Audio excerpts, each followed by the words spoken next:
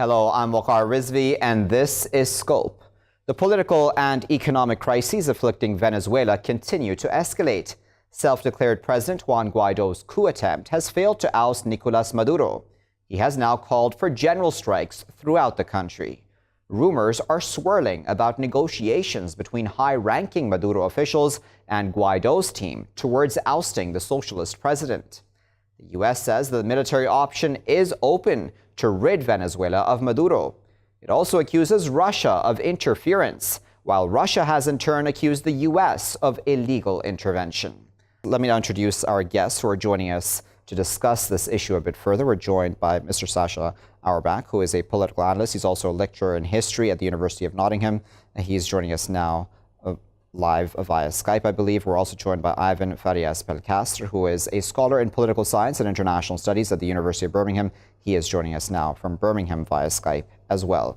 Iván and Sascha, thank you both for joining us. Iván, I'd like to start with you, if I may. What do you make of those statements by Bolton and even Pompeo earlier that the military option is still on the table to ensure, in their words, democratic transfer of power?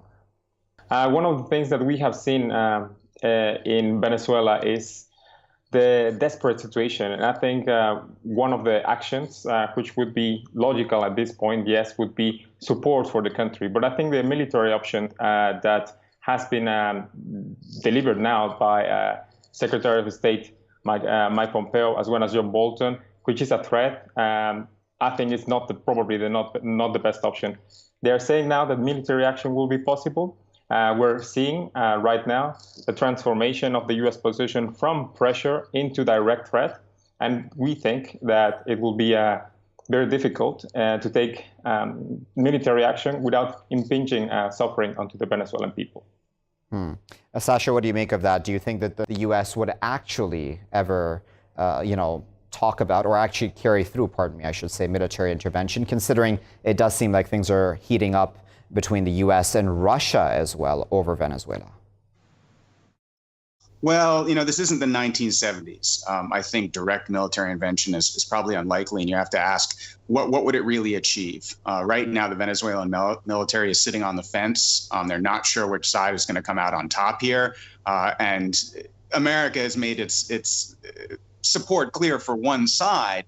But it's difficult to see what that military intervention would look like and how it would possibly improve the situation. So let's talk about the side that America has chosen, Sascha. Do you agree with America picking sides in this case? Well, like I said, it's going back to America's perspective on Latin American politics. They've always seen that region as within their sphere of influence, with the exception of Cuba. Agree or disagree, it certainly doesn't surprise me, especially considering the antipathy that was expressed by Trump for Chavez and men like him. This drumbeat of opposition to what they call socialism has been part and parcel of his campaign. The problem that they're dealing with is you have an administration that's divided against itself. You have Pompeo and Bolton advocating one position. You have the CIA coming out with a different position, for example, saying that the Cuban military involvement, is actually minimal. And then you have Trump, who is always a loose cannon and is going to communicate by tweet. You never know which way he's going to jump on this. Indeed. Let me add another voice to this conversation. We're now by Guy Burton, who is a visiting fellow at the LSE Middle East Center and an adjunct professor of international relations at Vesalius College in Brussels. He's joining us now from the UK. Guy, thanks for joining us here in Scope. Guy, what do you make of the U.S. statements that have come out about the situation in Venezuela at this time? We've had Pompeo speak about a military option, as well as Bolton talking about how the military may very well flip soon against Maduro. I mean, this sounds a lot like they're trying to ratchet things up. I mean, as we saw with the attempt the other day, Guaido took to the streets and thought that he was going to be able to, have this all over in a day. The reports seem to suggest that hasn't happened.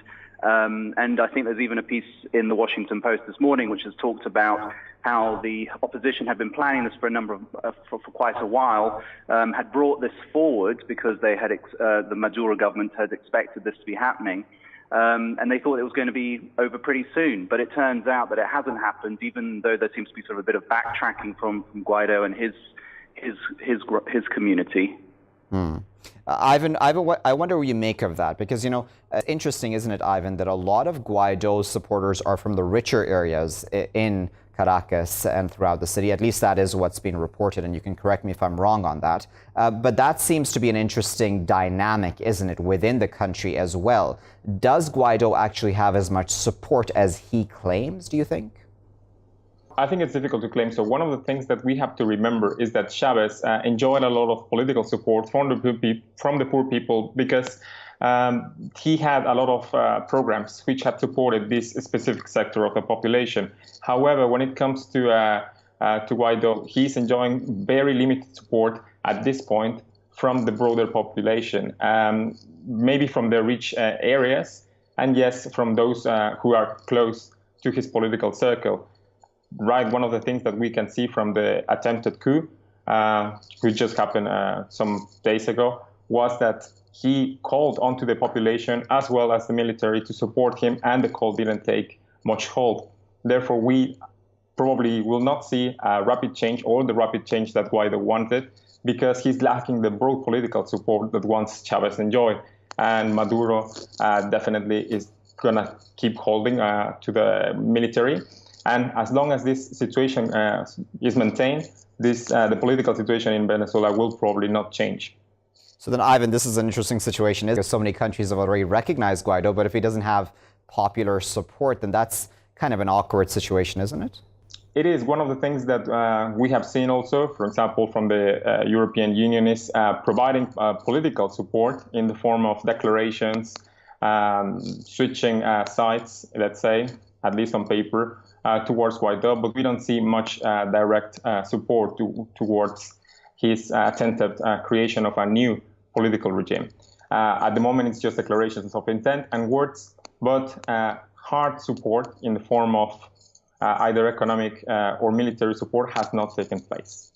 So, Sascha, do you think this is calculation then? Have the U.S. and the others who have now recognized Guaido, have they miscalculated, and have they not again studied a country's internal divisions and internal dynamics? Well, I think, yes, to a certain degree, they bought Guaido's narrative of, you know, I'm a popular leader. The other person that we shouldn't forget about is Leopoldo Lopez, who's at his side and who is a very, very popular leader. In the end, it really comes down to, I think, who the military is going to support in this. And I have to admit, I don't know much about the military leadership in Venezuela. They're not going to want to fire on their own people, and nobody wants a true popular revolution. But it doesn't really seem, as Ivan said, it doesn't really seem like that's in the offing. There isn't enough broad support for Guaido. I think a lot of what's going on in Venezuela is simply extreme popular dissatisfaction and unhappiness with Maduro because of the economic circumstances, because of the declining quality of life, because it's getting harder and harder to get clean water because of the economic collapse. But that doesn't necessarily translate into full-throated support for Guaido.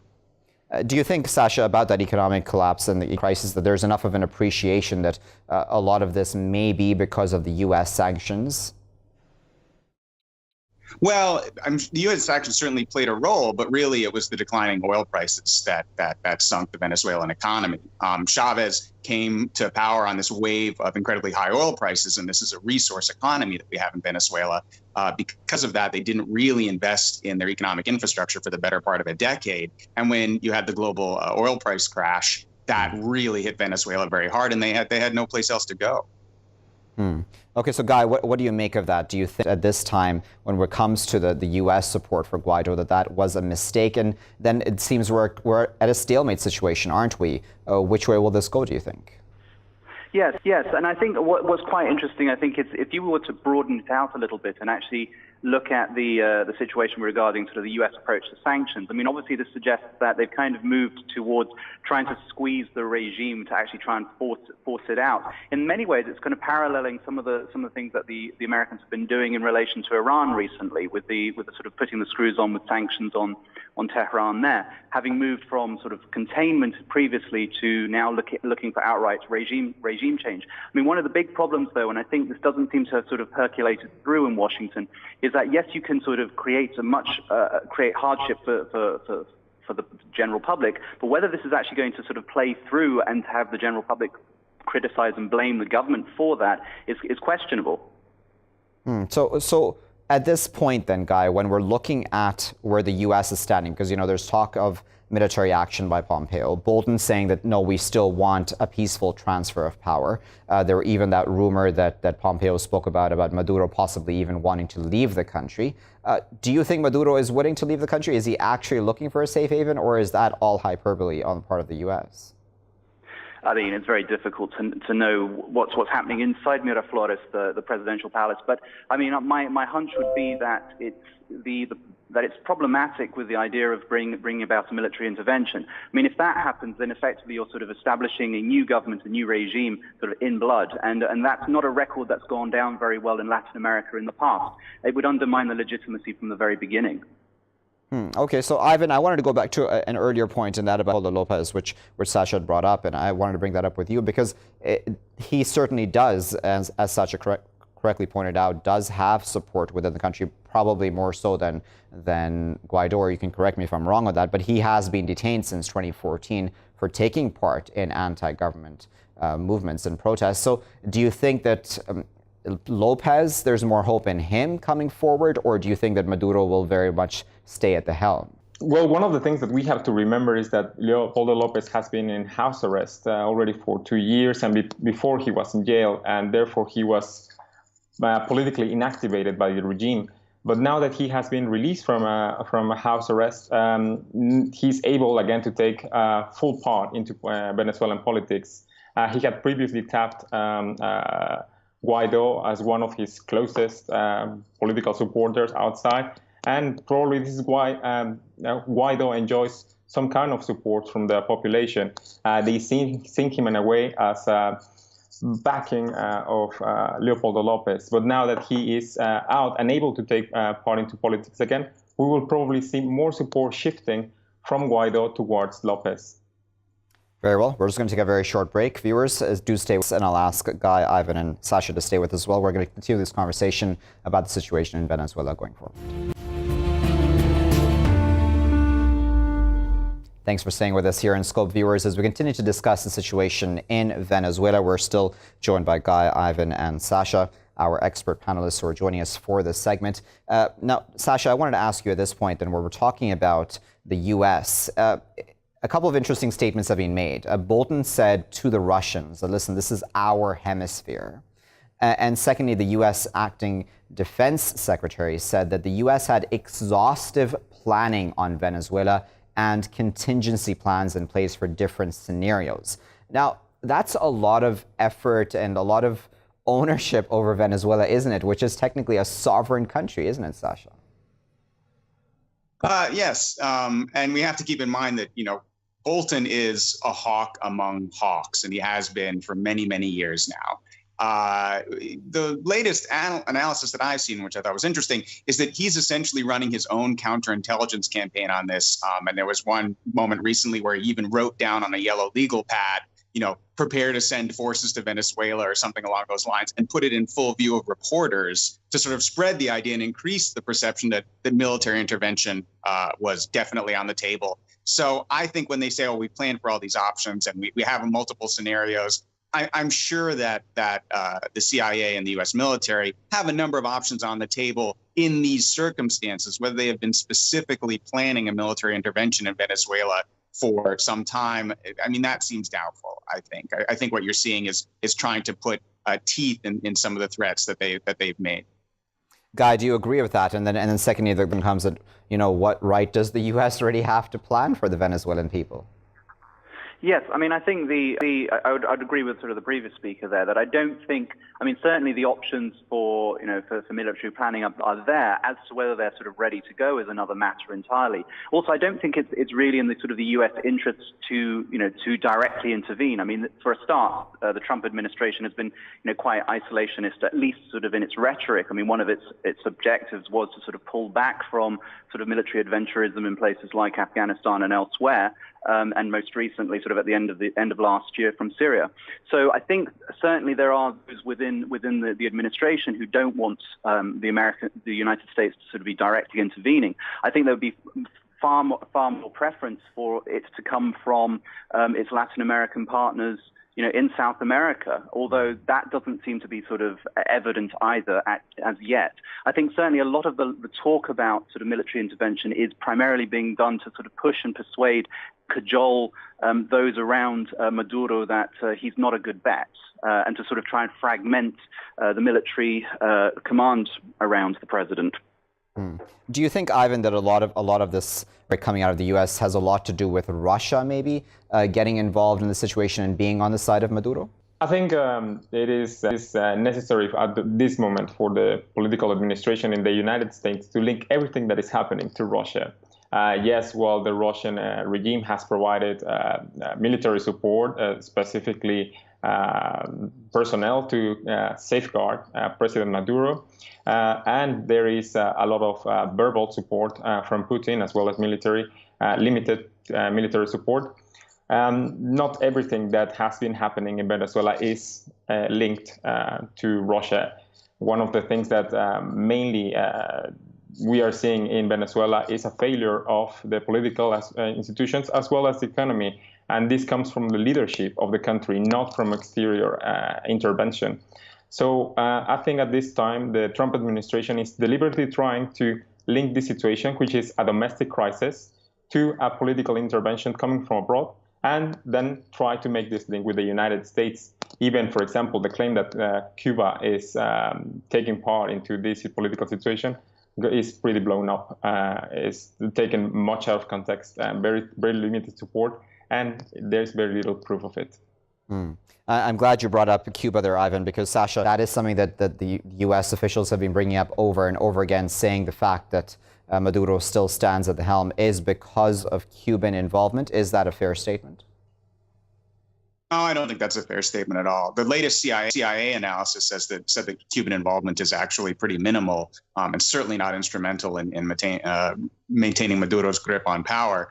And I think there's a real opportunity lost here, which is under the Obama administration, the U.S. and Cuba were actually moving towards reconciliation.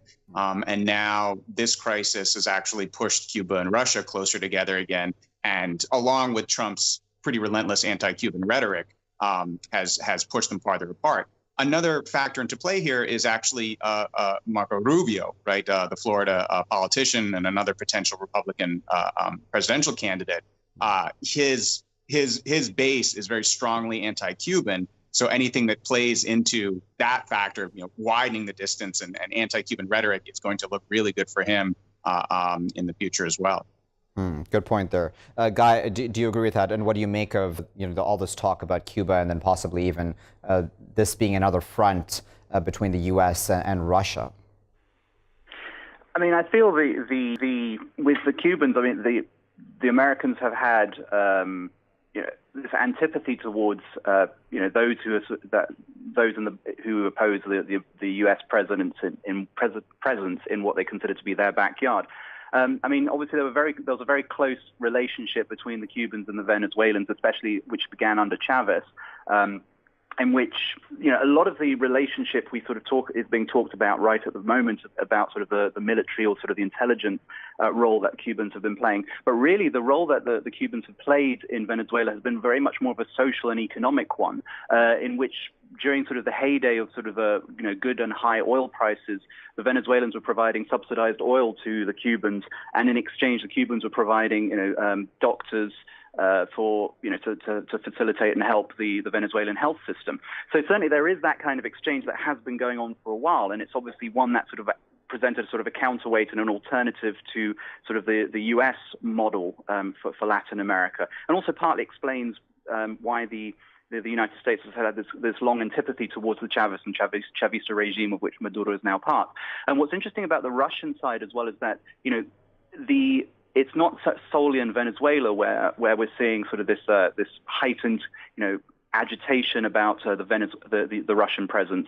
We're seeing it in other places as well. So if you look at sort of the uprisings and protests that have been happening in Sudan and Algeria and in Libya with sort of the the mobilization of General Haftar there, there's been a lot in the Western press and especially the American press, which has been talking about or playing up the Russian role. Now, the question is whether the Russian president's presence is all that significant.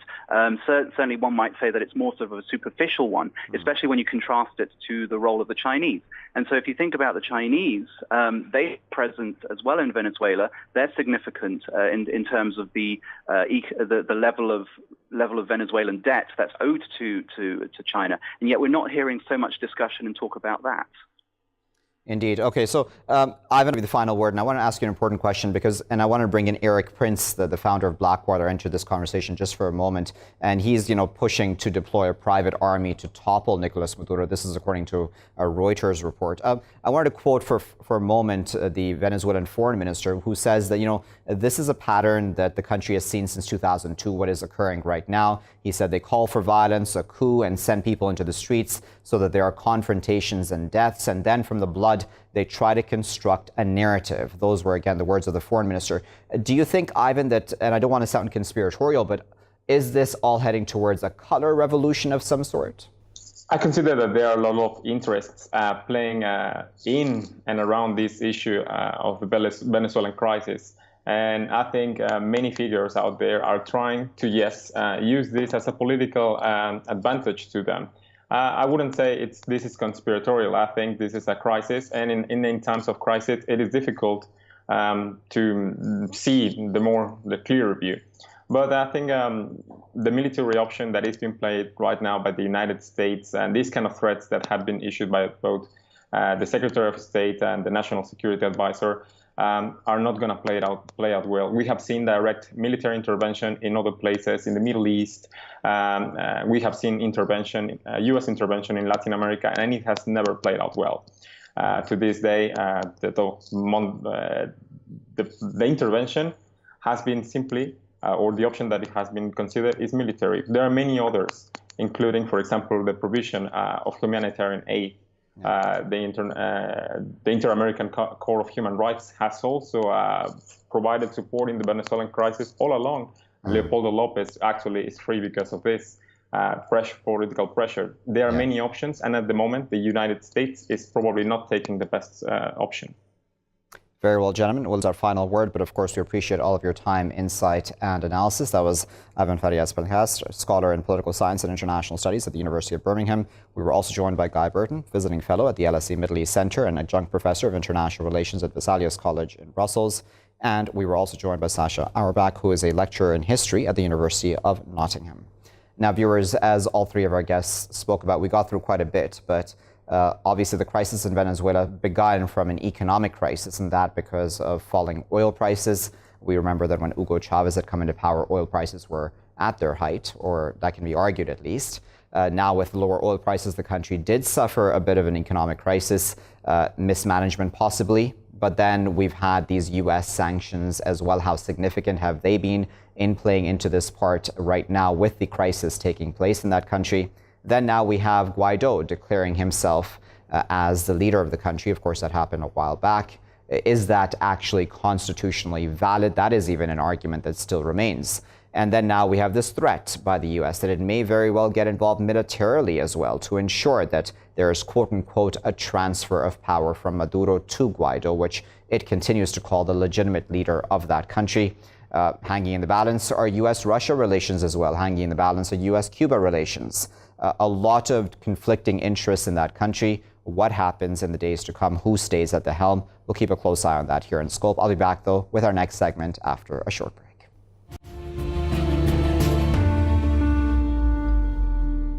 Thank you for staying with us here in Scope, viewers. The U.S. says it will designate the Muslim Brotherhood a terrorist organization.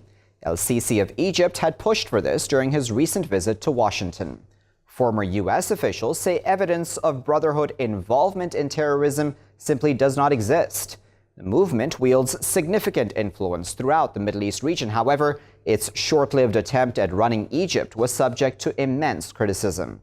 If this terror designation is confirmed, it'll be important to see what consequences this will have on the Brotherhood's activities and U.S. diplomatic relations with countries that support it. To discuss all of that a bit further, we're joined now by Andreea Stoian, who is a security and terrorism analyst. She's joining us now from Turkey. We're also joining Michele Groppi, who is teaching fellow at Oxford. He's with the International Counterterrorism Centre at King's College in London.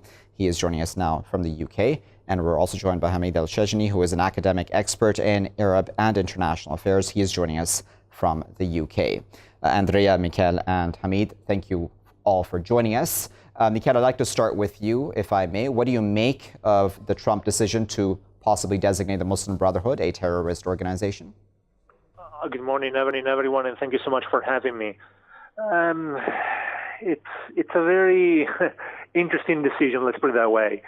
The willingness of the U.S. administration to designate the Muslim Brotherhood as a terrorist organization, in my opinion, is very dangerous.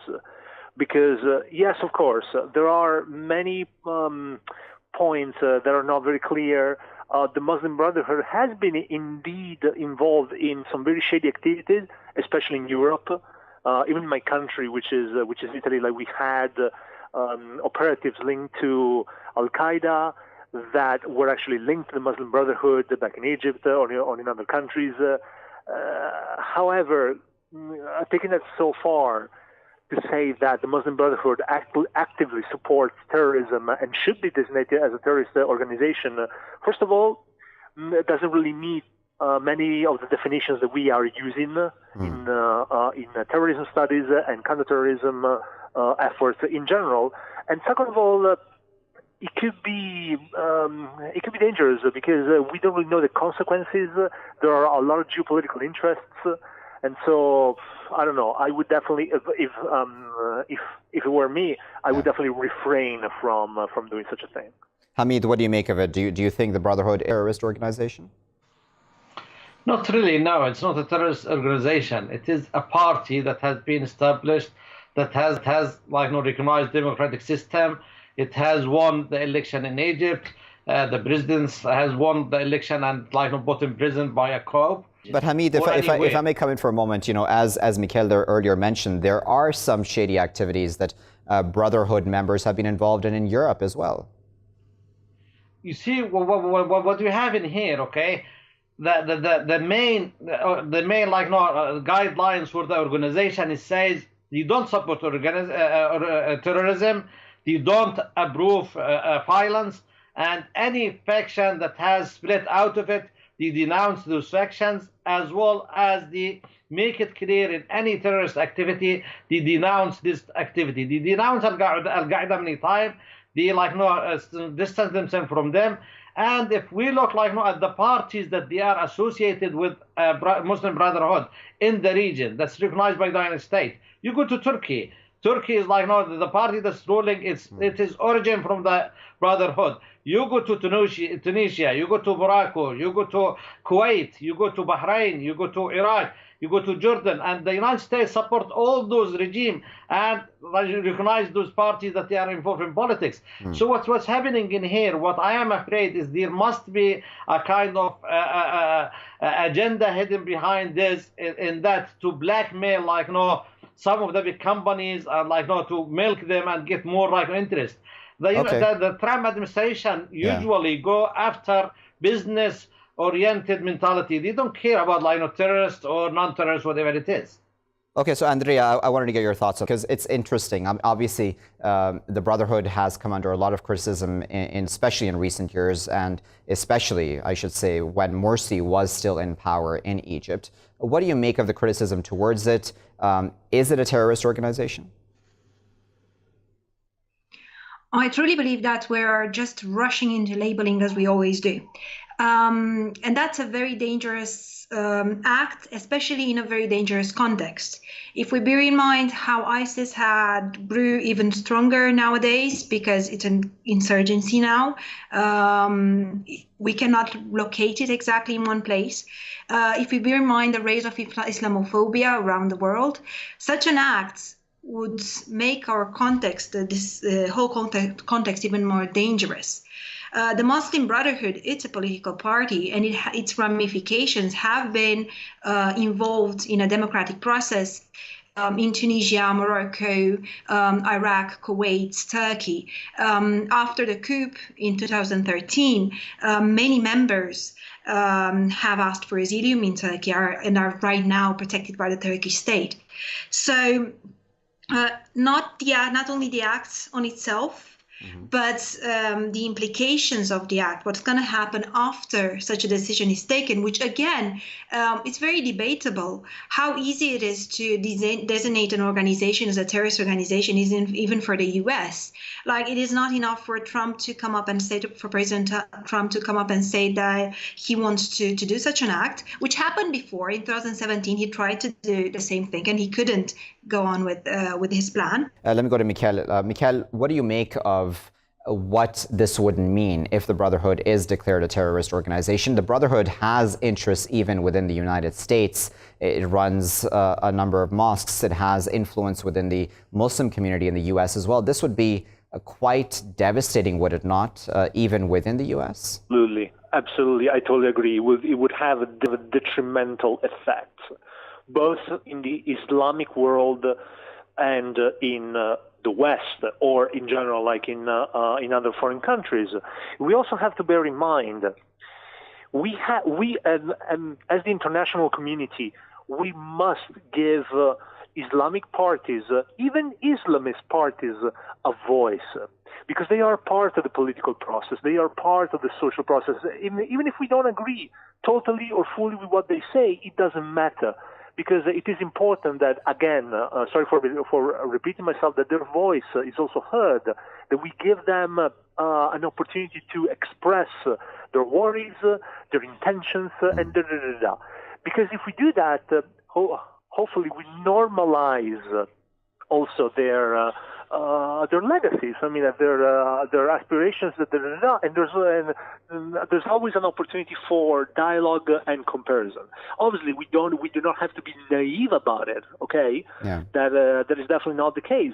However, so let's say that tomorrow Mr. Trump does find some sort of evidence and manages to designate them as a terrorist organization. This could definitely backfire, right? And actually, this could actually pave the way to more hostile narratives, rhetorics, right? So I mean, just saying, hey, now we don't have a voice anymore, and so jihadism is the way, right? So I mean, this could jeopardize, this could polarize even more maybe the gap between certain members of the Muslim Brotherhood, especially in Egypt, and mainstream society.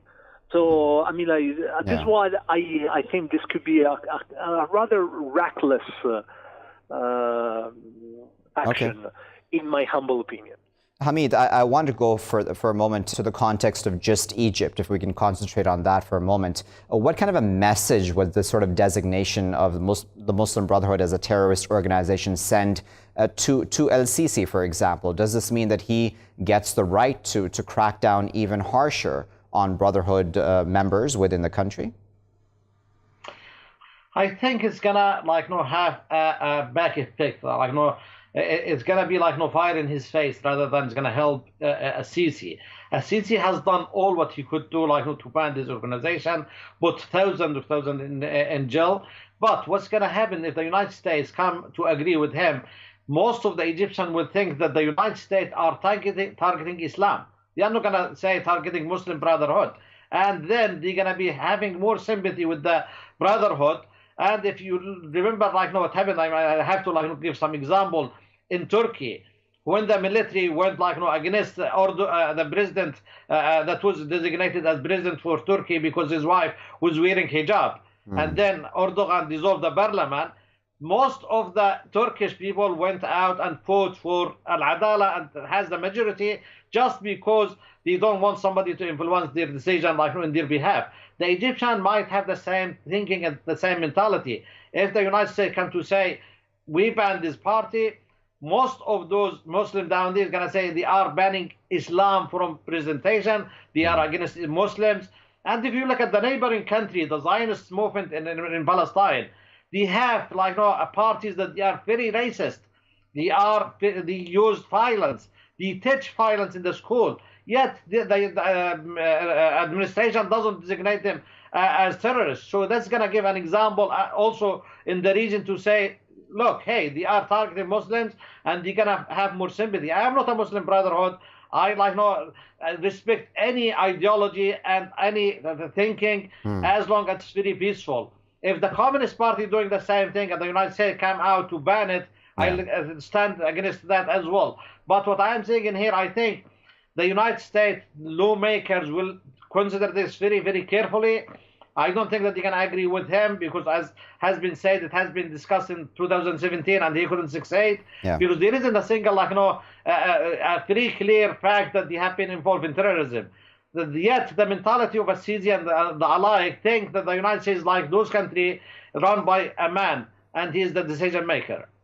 Andreea, I wanted to, again, stick with the context of each for a moment, and obviously, Sisi, Andreea, would argue that the attacks that we've seen in the Sinai Peninsula, for example, are all down to the Brotherhood. Is that a fair statement? Is the Brotherhood behind that? I strongly believe that when you pop on TV and say that this organization is responsible for a certain terrorist attack, you do have to bring up arguments and evidence. And so far, the government in Egypt and the people who are now in place for security in Egypt haven't brought enough proof in order to support these arguments. Instead, they are using the continuous lack of security or power vacuum in some of the zones, some of the areas within Egypt, in order to blame the Muslim Brotherhood even more and somehow to disrupt the relation it has or it has been formed with the population after 2011 when they actually won the elections. So they are just trying to work and to go against the organization from different sides internationally in their policies regarding and in their relations with the US through the information that they manage to get to their population.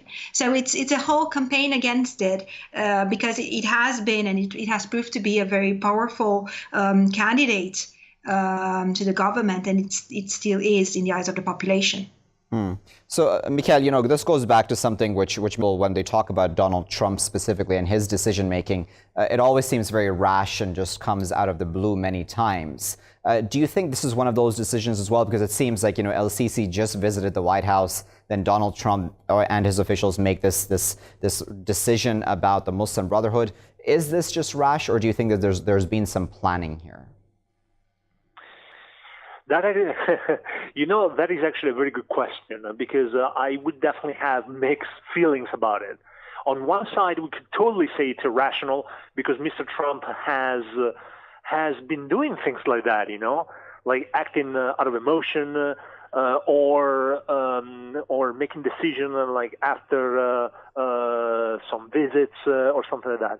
However, I think actually there's a lot of business going on because let us not forget he's a businessman, and the U.S. has a lot of interests in the area, a lot of geopolitical situations that they need to be addressed, and therefore maybe he's playing another game. Maybe he is strategizing something that we're not seeing. I cannot definitely exclude that. However, again, timing is also very important, and he's been very, how can we say?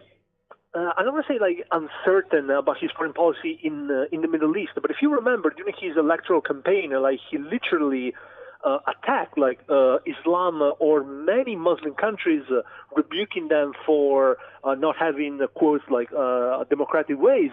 But then, as soon as he got elected, he flew down over there and he said, well, okay, we're not going to tell you how to live as long as we cooperate, as long as we do things together against terrorism, against extremism. Therefore, this, again, could be one of those times in which maybe he doesn't really believe that, but given that that would have a huge implication in Egypt and especially in the Gulf, because it is very important also to mention that the situation in the Gulf right now is very tense. There's a lot of going on in Saudi Arabia with the new with the king trying to I don't want to be offensive or anything, but trying to quote modernize the country again, look up towards the world, and all that. Al-Sisi in Egypt, so there's a lot going on, and therefore, does he have a plan? Good question. So Hamid, as Michele pointed out, the region isn't obviously. Does this create even more instability, or will the Muslim Brotherhood, as it has in the past, Hamid, go just underground in places like Egypt, for example, and just continue its activities as it has in the past quietly? I think that the Trump administration is trying to destabilize Egypt and destabilize many countries in the region, as they have done, in Iraq, by force, in Yemen, in Syria and other countries. And that play in their benefits, because by the end of the day, if you got a stable situation in Egypt as well, that threaten the Saudi Arabia stability and the Gulf states stability. And from that, you milk them. You are getting a lot of money out of that. And the other thing is, he's trying to show those countries that, okay, what we are telling you to do, we are doing it ourselves. Because by the end of the day, we have to realize that most of the policies that's implemented either in the Gulf state or Saudi Arabia is administrated in Washington, D.C. or planned in Washington, D.C. So he's saying to them, at least trying to assure them that you are not alone. We are telling you what to do, and we are on board with you.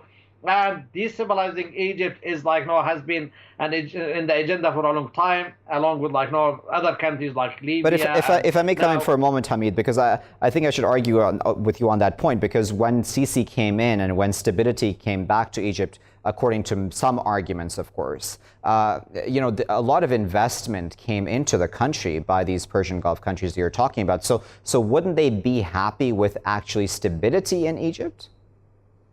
Not really, because what happened after the 2011 and the election and having Morsi as the president and a parliament and everything, it was all transparent. It was by all the international observers say there is nothing that has gone wrong in that election and so on and so forth.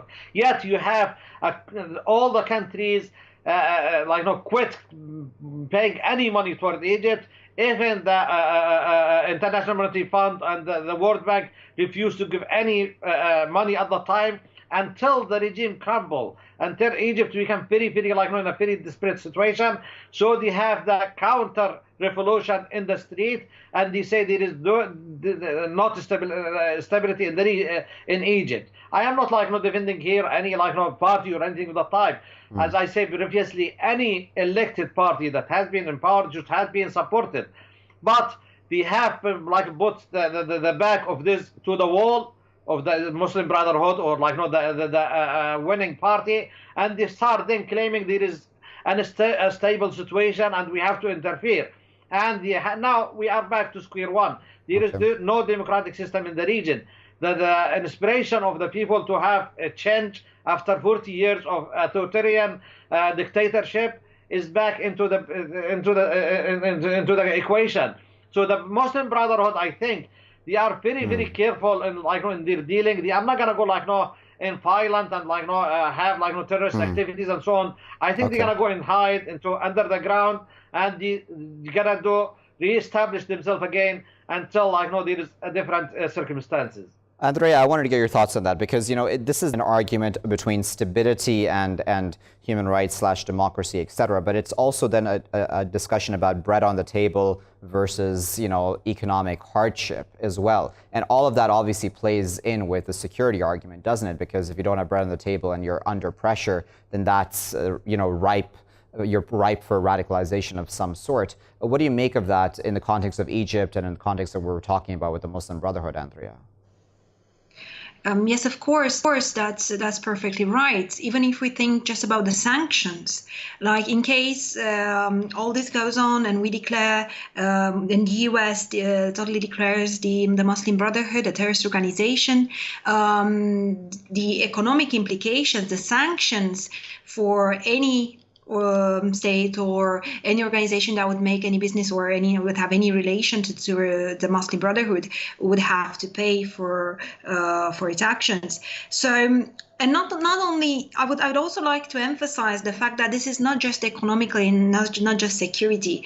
If we go to a larger context and we think about the fact that even with Turkey, the relations between the U.S. and Turkey haven't been very good in the past month, in the past year, I would actually say, and we have many subjects on which those two countries don't really go along. Having such an act done would actually make the relations between the two countries even more difficult. And considering the fact that Turkey is a NATO country and it is an ally for the U.S., this is not going to be the perfect context to develop those relations into a better one. And just one last point that I would like to emphasize here.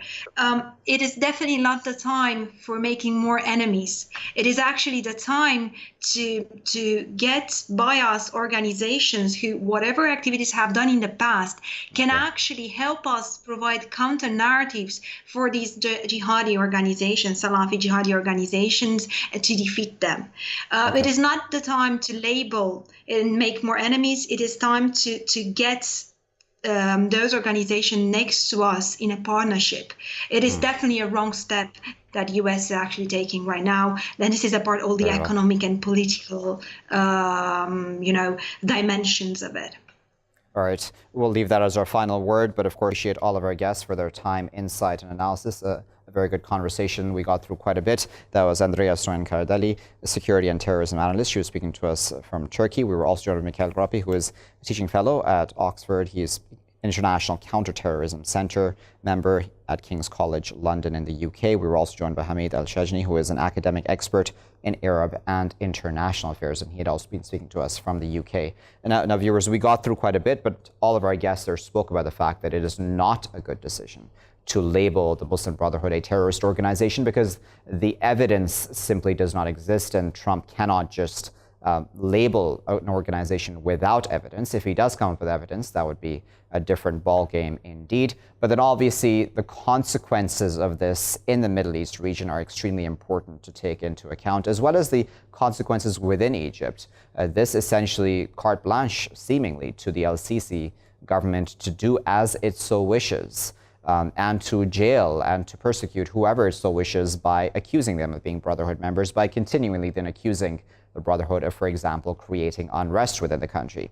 We'll keep a close eye on this and to see if it goes forward there in the US, within the establishment, and otherwise here in Scope. But that's all for this edition. I've been Waqar Rizvi. Thanks for watching.